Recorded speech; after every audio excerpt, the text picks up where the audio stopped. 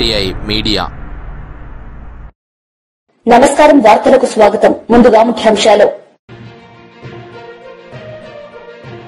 Swarnandhra 2047 division document ను ఆవిష్కరించిన ముఖ్యమంత్రి శ్రీ నారా చంద్రబాబు నాయుడు.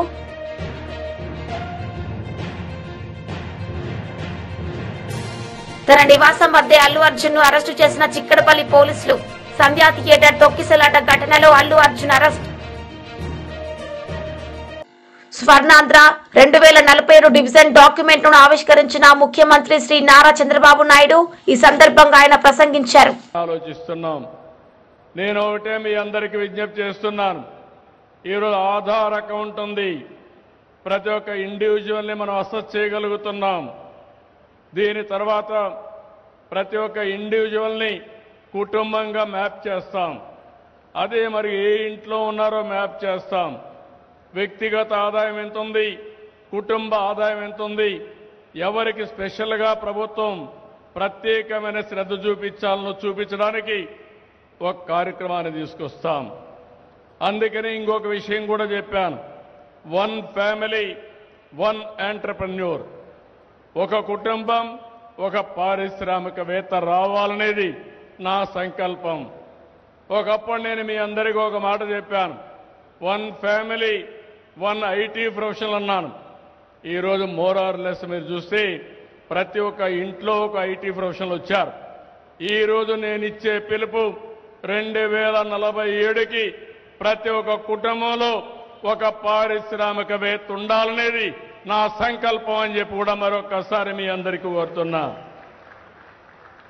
ఇది చేసి మీ అందరికీ ఆశ్చర్యంగా ఉంటుంది కానీ ఇది సాధ్యమని ఆలోచిస్తారు కానీ $42,000 2047కి ప్రతి ఒక్కరి తలసరి ఆదాయం రావాలి. ఈరోజు ఒక్క విషయం మీరు గుర్తుపెట్టుకోండి. మన రాష్ట్రంలో పుట్టిన పిల్లలు, ఇక్కడ చదువుకున్న పిల్లలు ఉద్యోగం కోసం అమెరికాకి వెళితే తలసరి ఆదాయం $1,20,000. అమెరికాలో ఉండే అమెరికన్స్ ఆదాయం $60,000. అంటే వాళ్ళకంటే 2 ఆదాయం మన వాళ్ళు సంపాదిస్తున్నారు.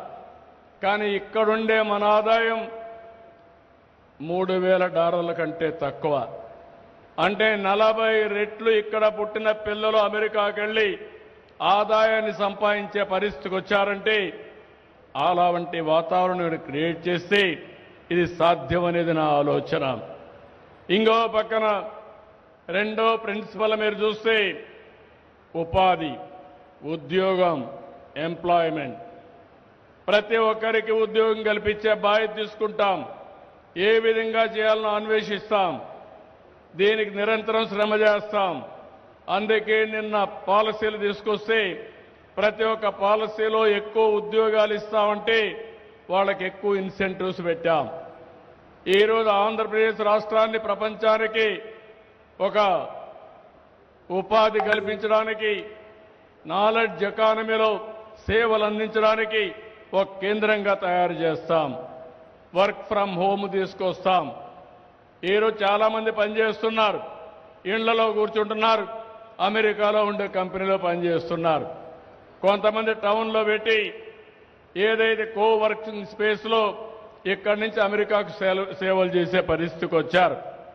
ఇదే కాకుండా మంచి పరిశ్రమలకు ప్రోత్సాహం ఇస్తున్నాం.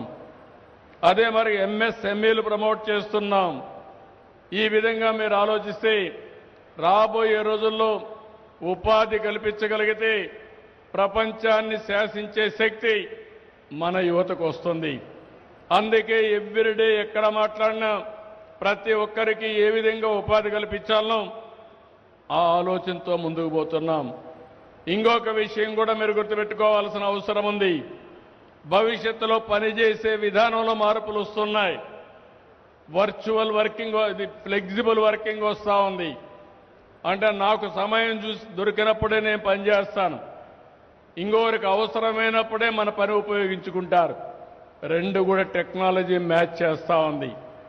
ఇప్పుడు రాబోయే రోజుల్లో మీరు ఒకసారి చూస్తే ఫిజికల్గా పనిచేసే వాళ్ళు కూడా గంటల తరబడి పనిచేస్తున్నారు. ఓన్లీ ఒక డ్రైవర్.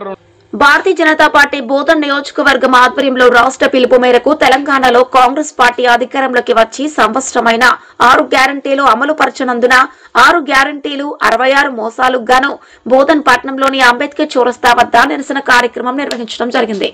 ఈ కార్యక్రమానికి ముఖ్య అతిథిగా రాష్ట్ర ప్రధాన కార్యదర్శి కాసం వెంకటేశ్వర్లు పాల్గొన్నారు. బీజేపీ రాష్ట్ర కార్యవర్గ సభ్యులు మేడపాటి ప్రకాష్ రెడ్డి ఎంపీఆర్ మాట్లాడుతూ కాంగ్రెస్ ఎన్నికల ముందు 6 గ్యారంటీలు 66 మోసాలకు చూపించి అధికారంలోకి వచ్చిన కాంగ్రెస్ పార్టీ ఈ రోజు ప్రజలను పట్టించుకోకుండా పాలన చేస్తోంది. రాష్ట్రం మొత్తం ఒక ఎత్తు ఉంటే బోధన్ నియోజకవర్గం ఒక ఎత్తు ఉంది. ఎమ్మెల్యే సుదర్శన్ రెడ్డి ఇప్పటి వరకు మీరు ప్రజా దర్బార్ ప్రారంభం చేశారా? ముందు మీరు బోధన్ నియోజకవర్గంలో ప్రజా దర్బార్ ప్రారంభించి మీరు బోధన్ మనిషి అనిపించుకోండి అన్నారు. ప్రజల సమస్యలను ఏ రోజుకు ఆ రోజు చెప్పుకునేలా ఉండాలి తప్ప మీకోసం నిజామాబాద్ హైదరాబాద్ కో మీరు నాయకుల కోసం ఎదురు చూసేలా ప్రజలకు శిక్ష వేయకండి అని అన్నారు. బోధన్లో ప్రజా దర్బార్ ప్రారంభించి ప్రజలకు అందుబాటులో ఉండగలరని కాంగ్రెస్ ప్రభుత్వం ఆటో నడిపే సోదరులకు సంవత్సరానికి 12,000 ఇస్తోందని చెప్పింది. ఫ్రీ బస్సులు పెట్టి వారి కడుపు కొట్టింది. ప్రతి మహిళకు 2,500 రూపాయలు ఆర్థిక సహాయం, రైతు భరోసా, ఇందిరమ్మ ఇల్లు అని చెప్పింది. విద్యార్థి వర్గం తీసుకున్నా ఏ ఒక్క వర్గం తీసుకున్నా కాంగ్రెస్ ప్రభుత్వం నాశనం చేసింది. ఇప్పటికైనా కాంగ్రెస్ ప్రభుత్వం చెప్పిన 6 గ్యారంటీలు అమలు పరచాలని అన్నారు. ఎమ్మెల్యే సుదర్శన్ రెడ్డి మీరు మంత్రి పదవిపై పెట్టే దృష్టిలో 5% బోధన్ నియోజకవర్గ ప్రజలపై బోధన్ నియోజకవర్గం చాలా అభివృద్ధి చెందుతోంది. ముందుగా ప్రజా దర్బార్ ప్రారంభం చేయండి అన్నారు. కార్యక్రమంలో బీజేపీ సీనియర్ నాయకుడు వడ్డి మోహన్ రెడ్డి, నరసింహారెడ్డి, అడ్లూరి శ్రీనివాస్, అసెంబ్లీ కన్వీనర్ శ్రీధర్, జిల్లా ఉపాధ్యక్షులు మేక సంతోష్, జిల్లా కార్యదర్శి సుధాకర్ చారి, సీనియర్ నాయకులు కందికట్ల రామచందర్, జడ్పీటీసీ మేక విజయ్ సంతోష్, వివిధ మండలాల అధ్యక్షులు కొలిపాక బాలరాజు, సరీన్, మనోహర్, గోపికృష్ణ, ఇంద్రకరణ్, ప్రవీణ్, ప్రధాన కార్యదర్శులు, వివిధ మోర్చా సభ్యులు, కార్యకర్తలు తదితరులు పాల్గొన్నారు. సంవత్సర కాలం దాటిన తర్వాత ఈ రోజు మేము కాంగ్రెస్ పార్టీ మీద నిరసన కార్యక్రమాన్ని, కాంగ్రెస్ పార్టీ ఇచ్చినటువంటి హామీలను అమలు చేయనటువంటి విషయాన్ని ప్రజల దృష్టికి ఈ రోజు మేము తీసుకొస్తున్నటువంటి సందర్భం. భారతీయ జనతా పార్టీ తరఫున గెలిచినటువంటి పార్టీకి 1 సంవత్సర కాలం అవకాశం ఇచ్చి ఈ రాష్ట్రంలో ఉన్నటువంటి పరిస్థితులు చక్కదిద్దుకోవడానికి వారికి 1 సంవత్సర కాలం ప్రజలు గాని పార్టీలు గాని మేము గాని అవకాశం ఇచ్చినటువంటి సందర్భాన్ని ఒకసారి మేము గుర్తు చేస్తా ఉన్నాం. ఏది ఏమైనప్పటికీ ఈ భారతదేశంలో అధికారంలోకి వచ్చిన 1 సంవత్సర కాలంలో ప్రజా వ్యతిరేక వచ్చింది అంటే అది ఈ రోజు కాంగ్రెస్ పార్టీకి వచ్చిందని చెప్పేసి చెప్పక తప్పదు. ఈ రోజు మనం అందరం కూడా చూస్తా ఉన్నాం. 2,500 రూపాయలు మహిళలకు ఇస్తామన్నారు. విద్యార్థులకు స్కూటీ ఇస్తామని చెప్పారు. 4,000 రూపాయల పెన్షన్ చెప్పిండ్రు. రైతులకు 7,500, 2 పంటలకు 15,000 రూపాయలు భరోసా ఇస్తా అని చెప్పిండ్రు. రైతులకు 2 లక్షల రూపాయల రుణమాఫీ అన్నారు. ఈ రోజు చూస్తుంటే 2 లక్షల రుణమాఫీ గాలికి పోయినట్టు మళ్ళా జనవరిలో భరోసా ఇస్తాం, ఈ రుణమాఫీ లేదు అని చెబుతున్న సందర్భంలో చాలా మంది రైతులందరూ కూడా దిగాలు పడతా ఉన్నారు. 2 లక్షల మీద ఉన్న వాళ్ళు మీరు మీ 2 లక్షల మీద ఉన్నటువంటి అప్పును కట్టండి, మీ బ్యాంక్ ఖాతాలో 2 లక్షలు వేస్తామని చెప్పడం జరిగింది. ఈ రోజు 2 లక్షలు కాదు కదా, 1,00,000 రూపాయలు, 75,000, 1,50,000 ఉన్నటువంటి వాళ్ళకు కూడా రుణమాఫీకి రానటువంటి వ్యక్తులు చాలా మంది ఉన్నటువంటి సందర్భాన్ని నేను ఒకసారి గుర్తు చేస్తా ఉన్నాను. ఇప్పటికైనా కాంగ్రెస్ ప్రభుత్వం ప్రజలకు ఇచ్చినటువంటి హామీలను నిలబెట్టుకోవాలి. అదే రకంగా ఈ రోజు డెవలప్మెంట్ చూసినట్లయితే ఎక్కడ కూడా డెవలప్మెంట్ కానటువంటి విషయం, ఎక్కడ కూడా రోడ్లు వేయలేదు. గత ప్రభుత్వంలో డబుల్ బెడ్రూమ్లు అని చెప్పేసి డబుల్ చేసినటువంటి ఆ ప్రభుత్వం, ఈ ప్రభుత్వం ఇందిరమ్మ ఇండ్లు అని చెప్పేసి ఎక్కడ కూడా ఒక ఇంటికి కూడా పునాదులు వేసింది లేదు, బుక్కు పోసింది లేదు, ఎక్కడ కూడా ఇండ్ల నిర్మాణం చేపట్టినటువంటి విషయాన్ని ఈ రోజు మేము గుర్తు తీసుకొస్తా ఉన్నాం. కాబట్టి ఈ రోజు నడిపిస్తూ ప్రజల్ని పట్టించుకోకుండా వాళ్ళ కుమ్ములాటలతోటే వాళ్ళకి సరిపోతుంది. అయితే ముఖ్యంగా రాష్ట్రం మొత్తం ఒక ఎత్తు అయితే ఒక సైడ్ తీసుకుంటే మన బోధన్ నియోజకవర్గాన్ని మనం ముఖ్యంగా ఒక విధంగా చూసినట్టయితే గత 5 సంవత్సరాలలో ఏదైతే దుర్మార్గం టీఆర్ఎస్ ప్రభుత్వం చేసిందో దాంట్లో ఏ రోజు కూడా ఒక చిన్న ధర్నా కానీ Congress party, Bharatiya Janata party, Congress party యొక్క ఎమ్మెల్యేగా సోషల్ రెడ్డి గారు ఇక్కడ గెలవడం జరిగింది. ముఖ్యంగా ఈ 6 గ్యారెంటీల గురించి 66 మోసాల గురించి ఇప్పటివరకు మిత్రులు సోదరులు అందరూ చెప్పారు. వాటన్నిటితో పాటు ముఖ్యంగా మేనిఫెస్టోలో 6 గ్యారెంటీల తర్వాత మొట్టమొదట ఉన్న అంశం రాష్ట్ర స్థాయిలో ప్రజా దర్బార్ ఓపెన్ చేస్తామని చెప్పారు. అట్లనే రెండో అంశం ప్రతి నియోజకవర్గంలో 7వ తారీఖు రోజు రిజల్ట్స్ వచ్చిన తర్వాత 9వ తారీఖు రోజు ప్రజా దర్బార్ ఓపెన్ చేస్తామని చెప్పడం జరిగింది. సుదర్శన్ రెడ్డి గారు ఉన్నారా 9వ తారీఖు నుంచి? అసలు బోధనలో ప్రజా దర్బార్ అనేది ఓపెన్ చేశారా? ముఖ్యంగా ఈ యొక్క వేదిక ద్వారా నా ముఖ్యమైన డిమాండ్ ఏంటంటే, అయ్యా సుదర్శన్ రెడ్డి గారు, మీరు ముందు బోధన వ్యక్తిని నడిపించుకోండి, బోధనలో ప్రజా దర్బార్ ఓపెన్ చేయండి. ప్రజల యొక్క సమస్యలని ఏ రోజుకి ఆ రోజు వాళ్ళు వచ్చి చెప్పుకునేటట్టు ఉండండి. కానీ మీకోసం నిజామాబాద్కి ఫోన్ చేయటమో, హైదరాబాద్కి ఫోన్ చేయటమో, లేకపోతే మీ నాయకుల కోసం ఢిల్లీకి ఫోన్ చేయటమో బోధన ప్రజలకి అటువంటి శిక్ష వేయకండి. దయచేసి బోధనలో ప్రజా దర్బార్ ఓపెన్ చేయండి. అలాగే ఇక తీసుకున్నట్లయితే వివిధ వర్గాలలో ఈరోజు ఇక్కడ ఆటో సోదరులు ఉన్నారు. ఆటో సోదరులకి మీ మేనిఫెస్టోలో సంవత్సరం తన నివాసం వద్దే అల్లు అర్జున్ ను అరెస్టు చేసిన చిక్కడపల్లి పోలీసులు. సంధ్యా థియేటర్ తొక్కిసలాట ఘటనలో అల్లు అర్జున్ అరెస్ట్.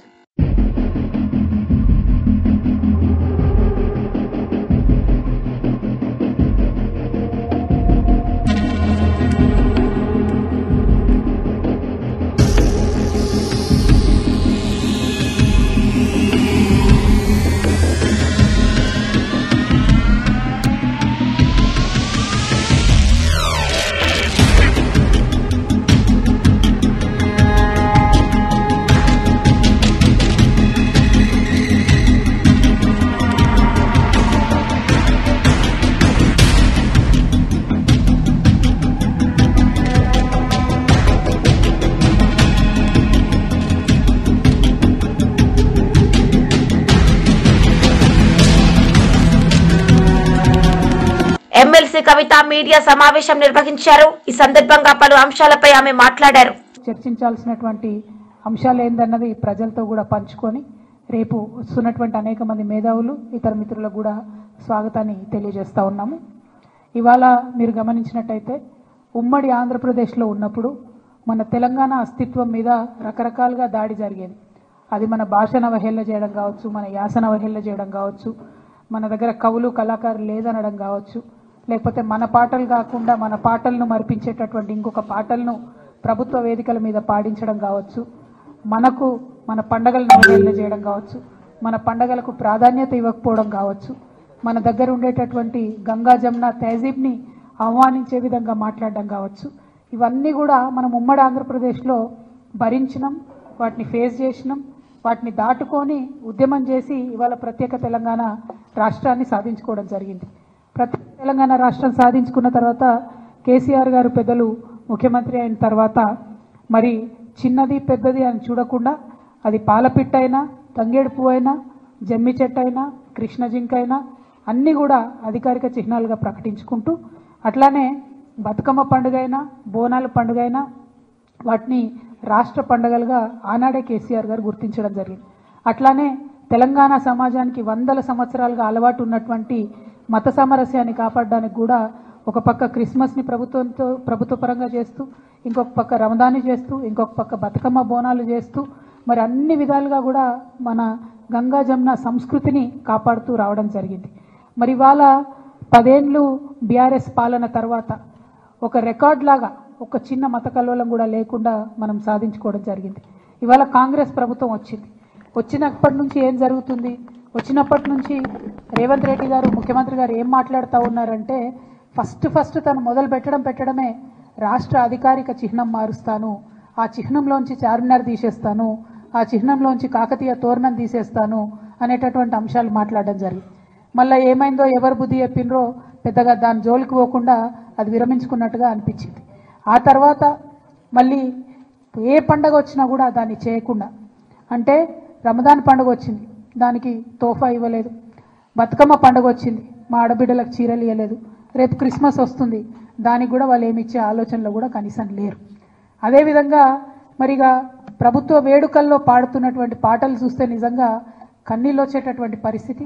నిన్న మొన్న పెద్దపల్లిలో కానీ, అంతకుముందు వరంగల్లో కానీ, నిన్న సెక్రటేరియట్లో వాళ్ళు పెట్టుకున్న కార్యక్రమంలో కానీ మనకు సంబంధం లేని పాటలు, అసలు మన తెలంగాణ సమాజం ఆమోదించినటువంటి పాటలు. మరి అంతమంది తెలంగాణలో జానపద కళాకారులు ఉంటే ఒక్క కళాకారుడు కూడా మీకు పాట పాడడానికి దొరకలేదా? ఒక్క తెలంగాణ గీతం, తెలంగాణ సంస్కృతిని తెలిపేటటువంటి ఒక్క గీతం కూడా ప్రభుత్వ వేదికల్లో ఉండకూడదని మీరు అనుకున్నారా అని ఇవాళ మేము ప్రశ్నిస్తూ ఉన్నాం. మరి వాళ్ళు చేసిన కార్యక్రమం ఏంది? తెలంగాణ తల్లి రూపును మారుస్తామని చెప్పినారు. ఎట్లా మారుస్తారండి? ఎందుకు మారుస్తారు? అసలు ఇవాళ అనేకమైన విగ్రహాలు దేశంలో ఉంటాయి. ఒక్కసారి తెలంగాణ ప్రజలందరినీ కూడా ఆలోచించాలని నేను కోరుతా ఉన్నాను. గాంధీ గారి విగ్రహాలు పెట్టుకుంటాం మన ఊరూరా. ఏం జీవం ఉందని పెట్టుకుంటామండి? ప్రేమ ఉంది కాబట్టి మనసు నిండా. మాజీ మంత్రి శ్రీనివాస్ గౌడ్ మీడియా సమావేశం నిర్వహించారు. ఈ సందర్భంగా పలు అంశాలపై ఆయన మాట్లాడారు. ఇక ఈ చిన్న ఫార్ములా 40-50 కోట్లు ఖర్చు పెట్టిన దానికే విచారిస్తున్నాం, ఏసీబీకి పంపుతున్నాం అని భయభ్రాంతులు గురి చేస్తున్నారు మీరు. మరి ఒలింపిక్ నిర్వహించాలంటే ఎంత అవసరమో తెలుసా? ఎన్ని లక్షలు? దాదాపు 2 లక్షల పైన, 2-3 లక్షల కోట్ల ఖర్చు చేయాల్సిన అవసరం ఉంటుంది. 50 కోట్లకే మీరు ఏసీబీ అని పేరు పెట్టిస్తుంటే రేపు ఏ కంపెనీలు వస్తాయి హైదరాబాద్కు? ఏ స్పోర్ట్స్ నిర్వహించడానికి వస్తాయి?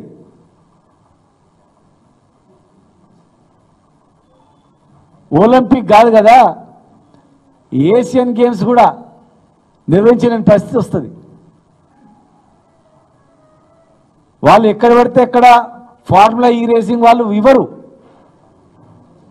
ఈవెన్ క్రికెట్ కూడా, ఓ క్రికెట్ ఆడాలంటే బీసీసీఐకి అప్లై చేయాల. తర్వాత ఇండియన్ క్రికెట్ అసోసియేషన్ వాళ్ళు గుర్తించాలా. నేను మామూలుగా ఐపీఎల్ పెడతా అంటే ఎవడు రాడు. ఆ కెపాసిటీ ఉందా లేదా, గ్రౌండ్ ఉందా లేదా చూస్తారు. అలాంటిది ఇండియాకే పేరు ప్రతిష్టలు వచ్చేటువంటిది ఫార్ములా ఈ రేసింగ్ తీసుకొచ్చి కష్టపడి ఒక బ్రాండ్ ఇమేజ్ పెంచి హైదరాబాద్లో ఆర్థిక పరిస్థితులను పెంచి ఇంటర్నేషనల్ లెవెల్లో హైదరాబాద్ని చూసేటట్లు మేము చేస్తే ఇలా అరెస్ట్ చేస్తాం, కేటీఆర్ను అరెస్ట్ చేస్తాం, నీ కక్ష సాధింపులు చర్యలు తప్ప తెలంగాణ అభివృద్ధి పైన మీరు దృష్టి పెట్టట్లేదు. ఇలా జైళ్ళు వేయాల్సి వస్తే మరి మూసీ పరివార ప్రాంతంలో కూల్చిన వాళ్ళని వేయాలా? ఎంతోమంది చావు కారకులైన వేయాలా? హైదరాబాద్లో ఆర్థికంగా మొత్తం దిగిపోయింది. తెలంగాణ మొత్తం కూడా ఏ వ్యాపారాలు నడవట్లేదు, భూముల విలువ పడిపోయినాయి, ప్రతి ఒక్కరూ బాధలో ఉన్నారు. వాళ్ళ కారకులన్నీ వేయాలా?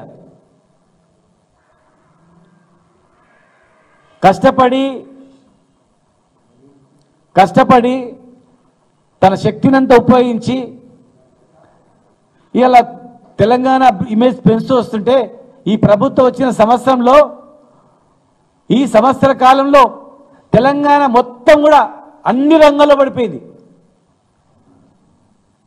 ఒక్క ఫార్ములా ఈ రేసింగ్ మీదనే మీరు జైల్లో పెడతామని చెప్తున్నారు. మీరు ఇక ఏం స్పోర్ట్స్ నిర్వహిస్తారు? స్పోర్ట్స్ యూనివర్సిటీ ఏం కడతారు? ఒలింపిక్స్ ఎట్లా చేస్తారు? ఏషియన్ గేమ్స్ ఎట్లా చేస్తారు? కామన్వెల్త్ గేమ్స్ ఎట్లా తీసుకురాగలుగుతారు? ఎవరైనా హైదరాబాద్లో స్పోర్ట్స్ ఈవెంట్ నిర్వహించాలంటే భయపడే పరిస్థితి తెస్తున్నారు. హైదరాబాద్లో ఒక ఈవెంట్ చేయాలంటే ఇక్కడ ఈవెంట్ చేస్తే లేని కష్టాలు వస్తారా అని చెప్పి అసలు కేసులు పెట్టాల్సింది కేటీఆర్ మీద కాదు, ఈ ప్రభుత్వం మీద వస్తుంది. ఎందుకంటే కేటీఆర్ గారు ఒక నిర్ణయం కాదు, ఒక మంత్రి అంటే ప్రభుత్వ నిర్ణయం. అది ఒక ప్రభుత్వం తీసుకున్న నిర్ణయాన్ని మీరు వచ్చి వ్యతిరేకించొద్దు. ప్రభుత్వం నిర్ణయించిన దాన్ని కొనసాగించాలా. మీరు కొనసాగించినందుకు కొన్ని వందల కోట్ల, వేల కోట్ల నష్టం ఆ సంస్థకు అవుతుంది. రేపు భవిష్యత్తులో వాళ్ళు ఈ ప్రభుత్వం మీద కేసు పెడతారు, మీ మీద కేసు పెడతారు. కేటీఆర్ మీద కేసు పెట్టడం కలల మాట, గుర్తుపెట్టుకోండి. రేపు వాళ్ళే ఫార్ములా వాళ్ళే ఒక ప్రభుత్వం ఇచ్చినటువంటి ఒప్పందాన్ని ఇంకొక ప్రభుత్వం ఒప్పందాన్ని క్యాన్సిల్ చేసినందుకు మరి ప్రపంచవ్యాప్తంగా ఉన్నటువంటి అనేక మందికి మాకు నష్టం జరిగింది, మేము బుక్ చేసుకున్నాం, మా పేరు ప్రతిష్ట పోయినామని చెప్పి ఆ సంస్థ ఫార్ములా ఈ రేసింగ్ మీ పైన పరువు నష్టము నష్టం వేయడానికి సిద్ధంగా అవుతుంది. దాన్ని దృష్టిలో పెట్టుకోండి.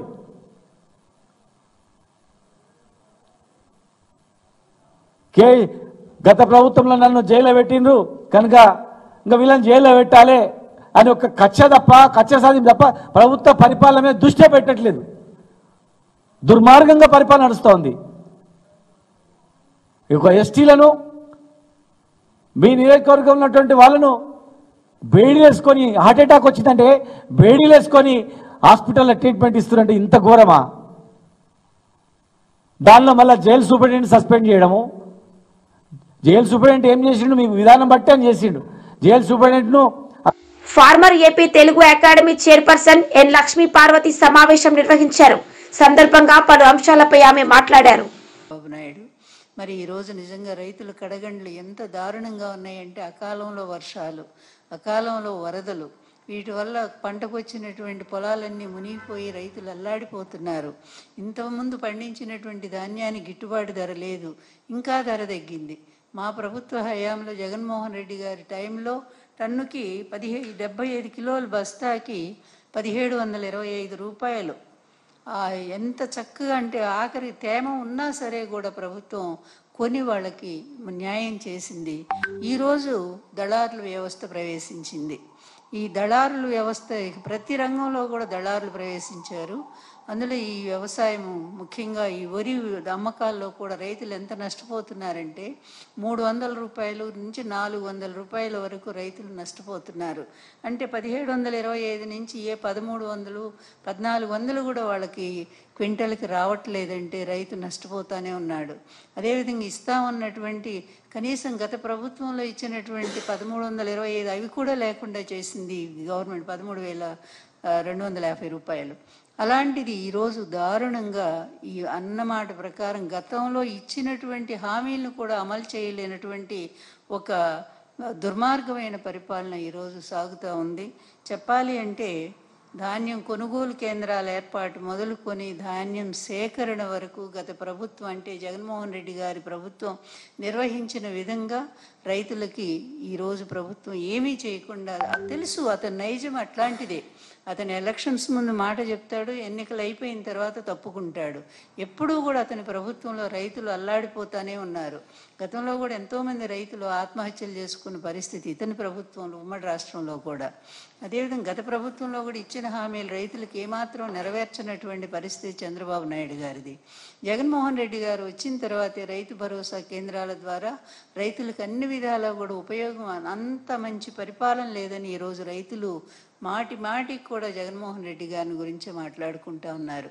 అందుకే రైతులకు మద్దతుగా ఈరోజు మా పార్టీ నుంచి అన్ని జిల్లా కేంద్రాల్లో కూడా రైతులకి ఈ ప్రభుత్వం ఇచ్చిన హామీ నెరవేర్చాల్సిందేనో, మీరు ఇస్తానన్నటువంటి 20,000 రూపాయలు ఒక్కో రైతుకి ఇవ్వాల్సిందేనని, దానికి అదేవిధంగా మీరు మద్దతు ధర కూడా ప్రకటించి రైతు నష్టపోకుండా పండించిన ధాన్యానికి పూర్తి న్యాయం చేయాల్సిందే అనే విషయం మీద ఈరోజు మా పార్టీ నుంచి అన్ని జిల్లా కేంద్రాల్లో కూడా ధర్నాలు, అదేవిధంగా కలెక్టర్ కార్యాలయాల ముందు కలెక్టర్ గారికి మెమరాండం ఇవ్వటం, ఈ కార్యక్రమం అంతా కూడా నిర్వహిస్తూ ఉన్నారు.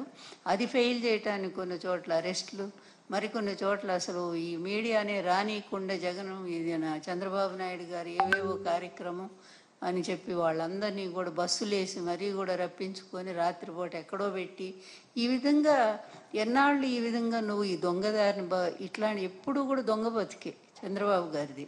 ఈ అడ్డదారిలో ఈ విధంగా కుటిలమైన రాజకీయాలతో జరగాల్సినటువంటి పనులు జరపకుండా, ప్రజలకు అందించాల్సినవి అందించకుండా, ఇలా అడ్డదారిలో ఏదో చేసి దాన్ని డైవర్షన్ చేస్తాను అనుకుంటే ప్రజలేమంత అమాయకులు కాదు కదా. నీ డైవర్షన్ పాలిటిక్స్ ఇప్పటికే ప్రజలకు బాగా అర్థమైపోయింది. కష్టపడుతున్నటువంటి వాళ్ళు, బాధలు పడుతున్నటువంటి ప్రజలకి నువ్వెంత నీ మీడియా ద్వారా నువ్వు డైవర్షన్ పాలిటిక్స్ చూపించినా, నువ్వు చాలా గొప్ప పరిపాలన అనుకుంటూ నువ్వు ప్రజల దగ్గరికి వెళ్ళినా కూడా ప్రజలు నమ్మే పరిస్థితి ఉందా? ఈరోజు ప్రజలు అందరూ, అన్ని వర్గాల వాళ్ళు కూడా ఎంత సఫర్ అవుతున్నారు. కడుపులో చల్ల కదలకుండా జగన్మోహన్ రెడ్డి గారి ప్రభుత్వంలో ఇంటికే మరి అన్నీ అందించి పేద వర్గాలను ఆదుకున్నారు. రైతు భరోసా కేంద్రాల ద్వారా ధాన్యాన్ని ఎప్పటికప్పుడు కొనుగోలు చేసి రైతులకు న్యాయం చేశారు. అదేవిధంగా గిట్టుబాటు ధర ప్రకటించారు. ఏ సీజన్లో ఆ పంటలకు తగిన విధంగా పెట్టుబడి సాయం అందించారు. ఇన్ని రకాలుగా మేలు చేసినటువంటి జగన్మోహన్ రెడ్డి గారిని పదే పదే రైతులు తలుచుకుంటూనే ఉన్నారు. ఈరోజు మరి కూటమి ప్రభుత్వం రైతులకు మేలు చేస్తామని చెప్పి వచ్చి ఈరోజు రైతుల నోట్లో మట్టి కొట్టినటువంటి పరిస్థితిని ఈరోజు మనం చూస్తూ ఉన్నాము. నిజంగా ఎంత గొప్ప. తిరుమల తిరుపతిలో భారీ వర్షం కురుస్తోంది. కొండ చర్యలు విరిగిపడే ప్రమాదం ఉండటంతో అప్రమత్తమైన టీటీడీ అధికారులు పాప వినాశనం, శ్రీవారి పాదాలకు వెళ్లే మార్గాలను తాత్కాలికంగా మూసేశారు. భారీ వరదతో మల్వడి గుండం పొంగి పొర్లుతుండటంతో కపిలతీర్థం పుష్కరిణికి వెళ్లకుండా భక్తులను నిలిపివేశారు.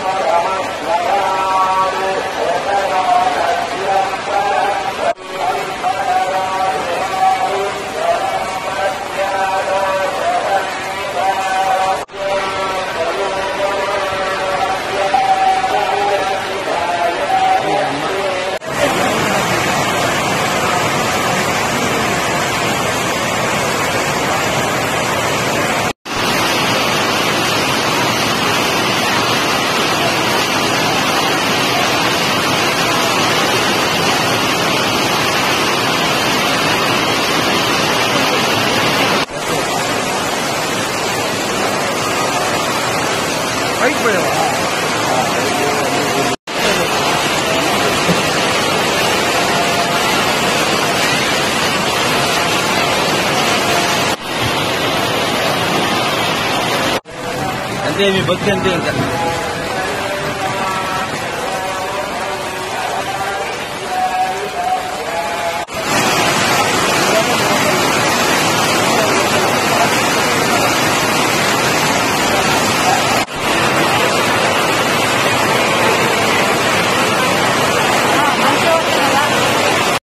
వార్తలు ముగించే ముందు ముఖ్యాంశాలు మరోసారి. స్వర్ణాంధ్ర 2047 డివిజన్ డాక్యుమెంట్ ను ఆవిష్కరించిన ముఖ్యమంత్రి శ్రీ నారా చంద్రబాబు నాయుడు.